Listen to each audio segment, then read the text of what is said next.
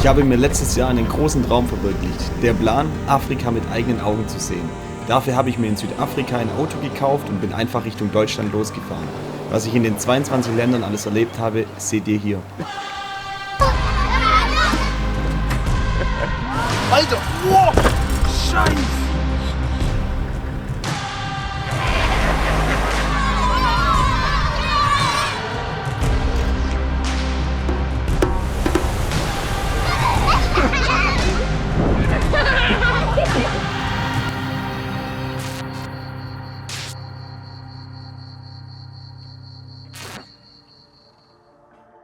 Nachdem ich nun die Zentralkalahari durchfahren bin, muss ich dringendst nach meinem Auto schauen lassen, da die knackenden Geräusche die letzten Kilometer immer schlimmer geworden sind. Also mache ich einen kurzen Zwischenstopp in Raikkops, um meine Vorräte aufzufüllen und einen Mechanikershop aufzusuchen.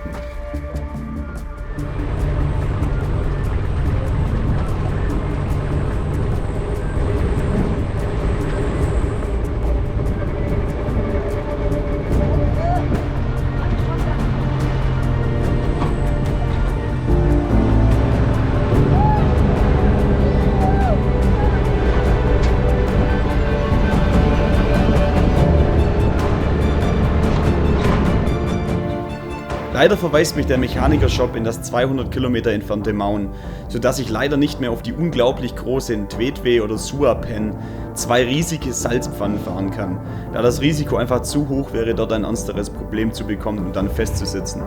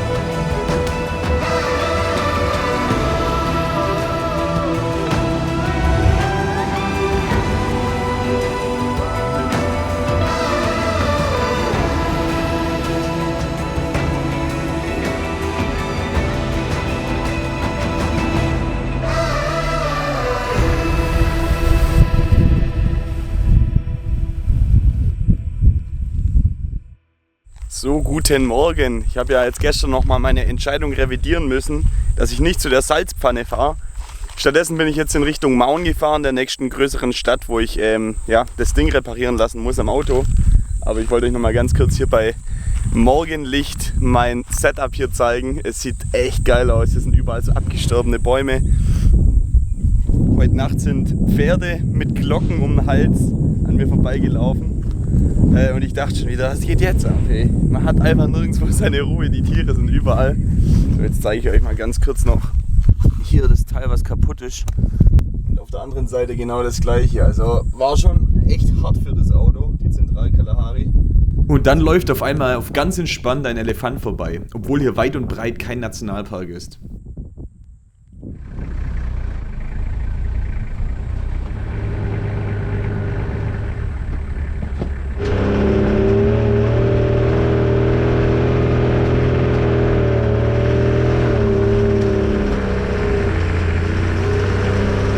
Ich bin jetzt in der Werkstatt in Maun und habe es mir jetzt hier gemütlich gemacht seit 1,5 Stunden. Das dauert wahrscheinlich doch länger wie gedacht, weil die Teile übel schwer zum Rausmachen sind. Der Mechaniker liegt gerade unterm Auto und versucht die gerade alle rauszumeißeln, weil die natürlich durch den Rost auch schon ziemlich fest sind. Also die Dämpfer. Aber wir haben es jetzt, glaube ich, hingekriegt. Also er. Das sind die Teile hier. Die hat es mir komplett rausgedrückt. Die ganze Operation dauert mehr als 8 Stunden, in der ich in diesem genialen Wartezimmer der Werkstatt meine weitere Planung machen kann. Ah ja, und dann werde ich natürlich aufs Übelste abgezogen. 300 € für die Reparatur, was fast einem Monatsgehalt eines Mechanikers hier gleicht. Erst dachte ich, passt schon, da ja die Ersatzteile auch mit drin waren. Die Menschen auf dem Campingplatz haben mich hinterher für meine Gutgläubigkeit einfach ausgelacht. Egal, diese Spende kann ich noch verkraften.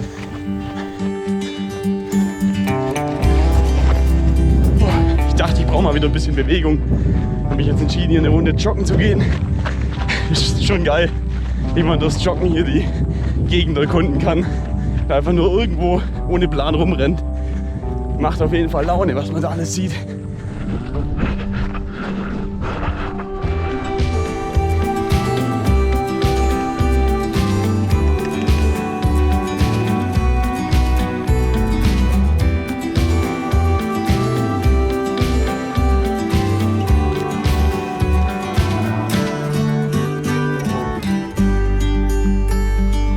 Gegenüber des Campingplatzes wird direkt neben Krokodilen mit Schnur und Stecken geangelt. Das muss ich mir näher anschauen.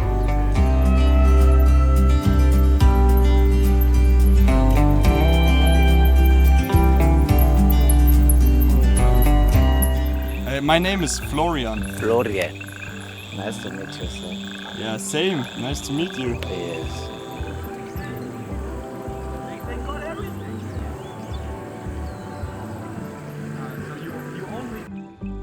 I mean, you can keep them. I mean, I can also buy them in a shop. You need Yeah. them. You need them. I have a lot. I bought a lot. I can give you 2. Seriously? Yeah. Hey, thank you. And I have a lot at home. This one just came. The English name I don't remember.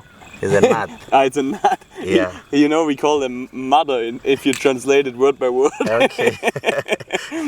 It's a mother. Yeah, it's a mother. Die paar Tage auf dem Campingplatz waren sehr erholsam, sodass es nun mit aufgeladenen Batterien weiter Richtung Namibia gehen kann. Doch zuerst geht es nochmal auf Safari im unglaublichen Okavango-Delta. Moin, moin, moin.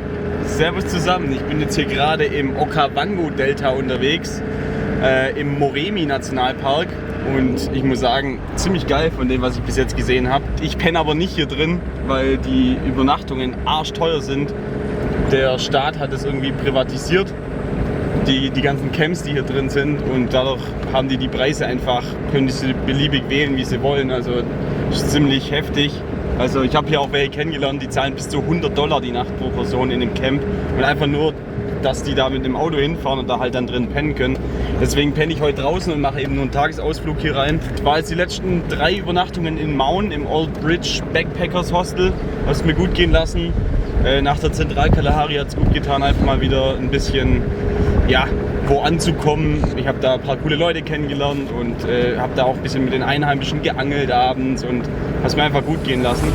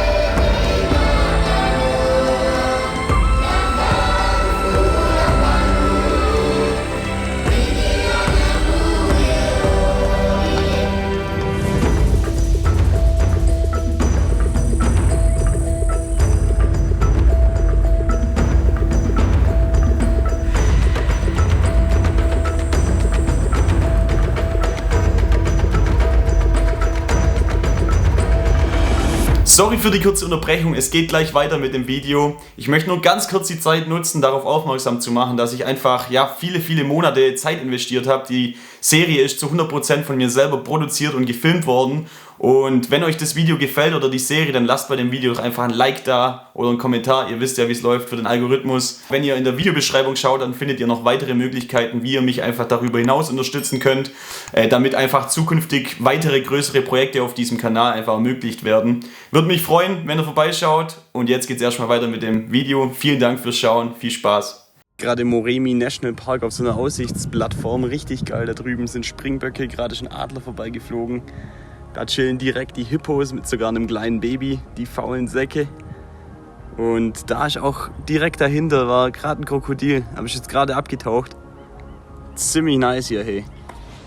Und ein kurzer Fact am Rande, die Hippos sind einfach die zweittödlichsten Tiere nach den Moskitos hier in Afrika. Von den Menschenattacken her. Und die killen mehr Menschen wie alle Big Five zusammen. Habe ich gerade mitbekommen. Ich habe es nicht überprüft, aber Halbwissen Beste. Ich fahre jetzt weiter. Heute Nacht penne ich an einem Fluss direkt am Rand vom Nationalpark und hoffe, dass ich jetzt auf der Strecke bis dahin noch Löwen sehe. Ich habe gerade Leute kennengelernt, die hatten da viele gesehen. Deswegen bin ich mal gespannt. Das wäre natürlich richtig cool, weil Löwen habe ich generell, seit ich hier in Afrika bin, noch nicht viele gesehen. Gehe jetzt nur noch in Namibia einmal auf Safari und dann habe ich keine Safari-Touren mehr. Deswegen dachte ich, ich nutze das jetzt hier noch mal ein bisschen aus. Aber ich habe jetzt langsam auch wieder richtig Bock, surfen zu gehen und das Meer zu sehen. Und Namibia soll richtig krass sein, da freue ich mich jetzt schon drauf, die ganzen Landschaften zu sehen. Und ja, Namibia wird wild. Wird wild.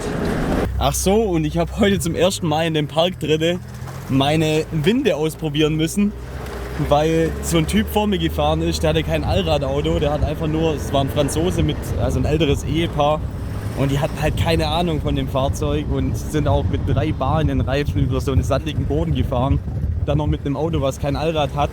War zwar schon eins, was eine hohe Bodenfreiheit hat und so, und denen wurde am Gate gesagt, das wird easy, das schaffen die gut, aber ja, die hatten echt null Plan, sind dann vor mir voll festgesteckt, ich habe das gefilmt. Und dann habe ich die überholt, habe mich umgedreht, habe die Winde ausgepackt, habe sie rausgezogen. Hat mega gut geklappt. Und dann haben sie mir ein Bier spendiert. War ganz cool. It's the first time I used it. Thank you, thank you. You're welcome. Bye bye.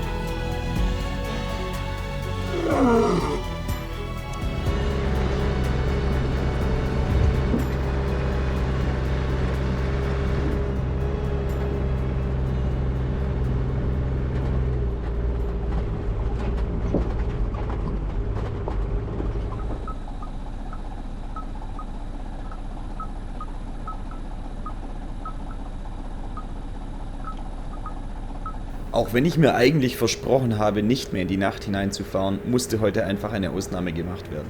Die Löwen gegen Ende waren einfach zu geil anzuschauen. Ich fahre sicherlich 2 weitere Stunden durch die Nacht, bis ich endlich in einem Camp mitten im Wald ankomme. Der Frosch, der saß gerade noch hier direkt neben der Dusche. Ich dachte einfach, das ist eine Seife. Dann springt er plötzlich weg.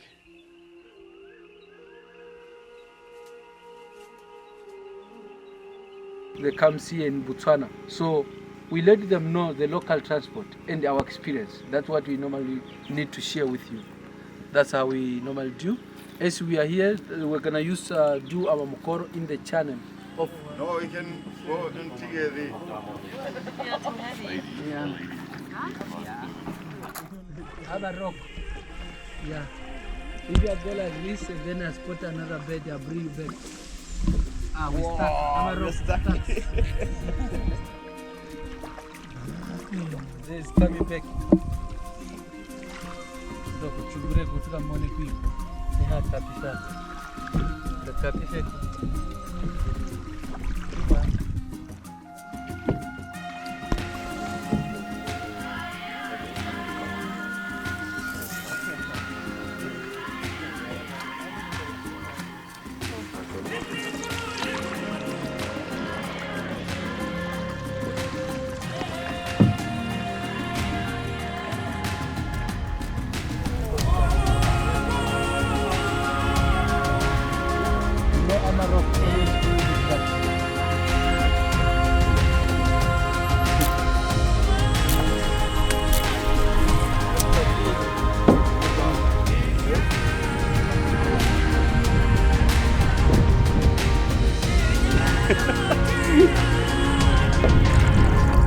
Do we look as stupid as you? Yeah.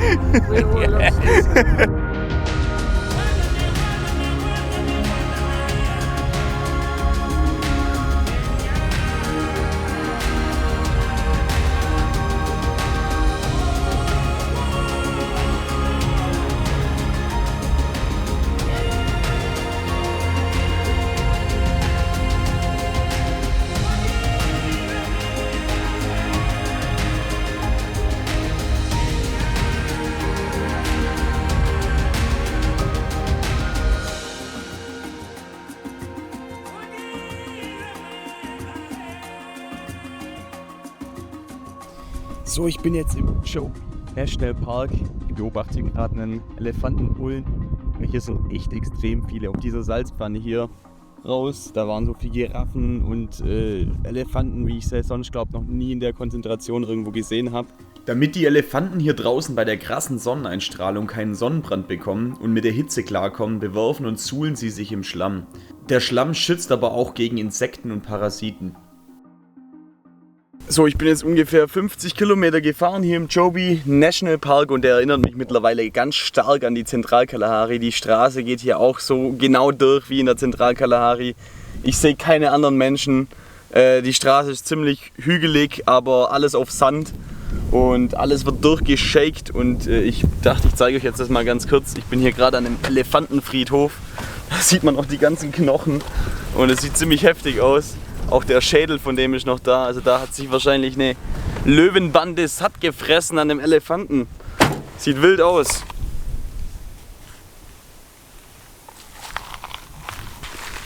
Alter, boah, ist das Ding schwer. Krass. Hier ist einfach der Schädel. Alter. Krass, ey. Die Zähne einfach. Okay, damit man das mal in Relation sehen kann, da drüben seht ihr mein Auto.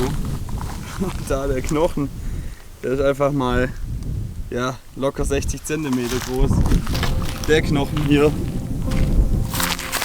Hier seht ihr meinen Fuß. Das sind richtig große Teile, hey. Ja, das ist was übrig bleibt vom Leben. Krass, oder?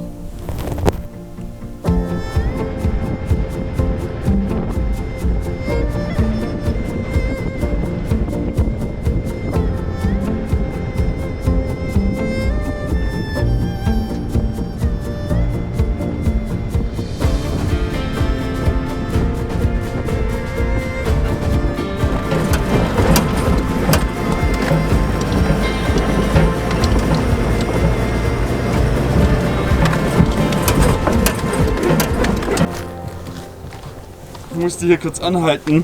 Ich habe gedacht, was geht jetzt ab? Was ist das? Dann sehe ich einfach einen toten Elefanten hier. Der arme, hey. Ich weiß nicht, was mit dem los war. Es sind schon ziemlich viele Fliegen drin. Und ich habe auch langsam Schiss, dass jetzt hier irgendwie bald die Löwen kommen. Aber ich dachte, das muss ich euch ganz kurz zeigen. Hey. Krass, oder? Was für ein riesen Viech. Boah, hier mockt's echt. Also was ich gehört habe von dem einen Guide, wo ich mal eine geführte Tour gemacht habe, dass die verhungern, wenn die in ein bestimmtes Alter kommen, dann, aus welchem Grund auch immer, weiß ich jetzt gerade nicht mehr, dann verhungern die einfach und so sterben die Elefanten. Meistens. Also keine Ahnung, ob der verhungert ist und einfach schon zu alt war oder was bei dem jetzt war. Also hinten kam auf jeden Fall irgendwie Blut raus. Naja, aber ich fahre jetzt mal weiter. Krass. Heute Morgen bei der Makoro-Tour hatte ich so einen jungen Guide, mit dem ich viel gelabert habe über ihn und wie er aufgewachsen ist. Und also der ist direkt in so einem Buschdorf aufgewachsen, wo sie sehr ursprünglich einfach an der Natur dran leben. Und da hatten wir gerade noch über Elefantenfleisch geredet. Und jetzt sehe ich heute die Knochen und jetzt noch den toten Elefanten. Der hat gesagt, dass die früher halt schon auch, oder beziehungsweise das wird auch heute noch gemacht in den Buschdörfern, dass die halt manchmal jagen und ja, dass das Fleisch dann einfach für das ganze Dorf reicht. Und das, was überbleibt, weil da bleibt halt auch noch brutal viel übrig, das wird alles getrocknet und gesalzen und so haltbar gemacht. Und dann reicht es wirklich ewig lang und das ist dann meistens ein großes Fest, wo die dann feiern, wenn Elefant geschlachtet wird. Passiert sehr, sehr selten, aber wird teilweise in manchen Buschdörfern noch gemacht. Wobei die da ja heutzutage, ich glaube, auch nicht mehr wirklich darauf angewiesen sind. Und ich weiß auch gar nicht, ob die das überhaupt überall machen dürfen, wahrscheinlich nicht. Also in den Nationalparks auf keinen Fall. Außerhalb kann das halt gut sein. Und ja, wenn ich jetzt weiter hoch in den Norden fahre, da gibt es voll viel so Konflikte, weil die halt ständig herkommen und denen die Felder wegfressen.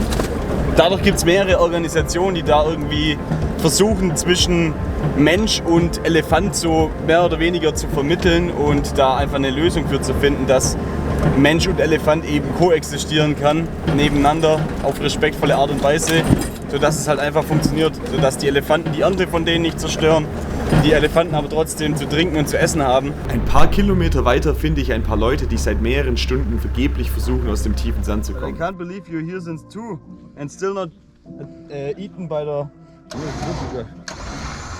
lions.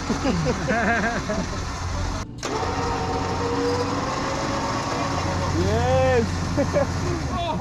That was easy. The whole day. Just 2. We found them here. No way. We found them here.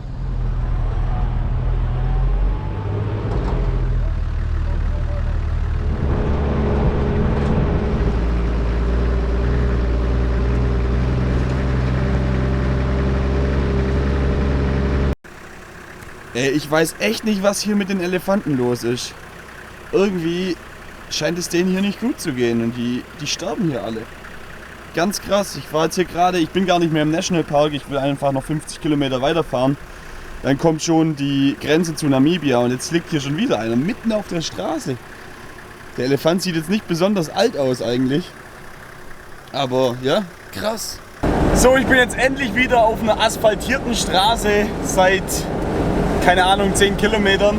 Also es war jetzt echt wieder eine harte Nummer hier, die Straße, die letzten 300 Kilometer. Durch die 2 Nationalparks und alles, aber yes, für mich geht es heute nach Namibia rüber.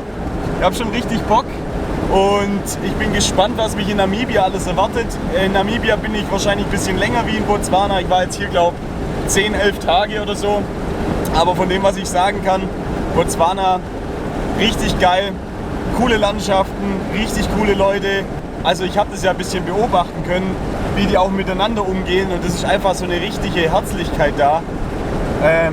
Ich stelle es mir oft vor, dass Deutschland vielleicht auch mal so war, bevor wir die ganze Technologie hatten, bevor wir den ganzen Wohlstand hatten, wo einfach noch viel weniger da war, wo Menschen auf den Straßen rumgelaufen sind, wo es keine vielen Autos gab, wo man einfach noch viel mehr Bezug und Connection zu anderen Menschen hatte, indem man einfach nur durchs Dorf gelaufen ist, zum Markt oder so und einfach allen gegrüßt hat. Aber habe ich persönlich in Deutschland nicht mehr so erlebt. Ich weiß nicht, wie es euch geht. Vielleicht gibt es noch Ecken, wo das sehr viel persönlicher ist. Und wir hatten schon Glück, da wo ich aufgewachsen bin, mit einer richtig coolen Straßengemeinschaft und allem. Aber wie gesagt, es fällt mir extrem auf hier in Botswana, diese Herzlichkeit und ja, die Menschen sind einfach happy und haben eine Ausstrahlung. Bin gespannt, wie es in Namibia ist. Die deutsche Kolonie, die waren ja besetzt von den Deutschen und deswegen gibt es da halt echt extrem viele deutsche Straßennamen, aber auch deutsche Bäckereien und viele, viele Deutsche einfach auch. Also da trifft man oft Leute, die einfach direkt mit dir Deutsch sprechen und das in Afrika.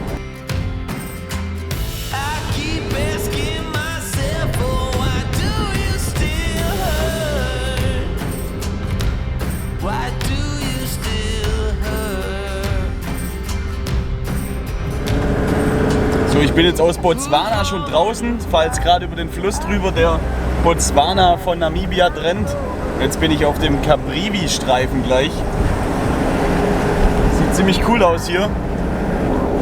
In der Richtung ist gleich Zambia und da hinten wären auch die Victoria-Fälle, aber da fahre ich jetzt leider nicht mehr hin. Ich meine, ich habe schon oft Wasserfälle gesehen und ja, es wäre jetzt doch trotzdem nochmal 3 Stunden Umweg.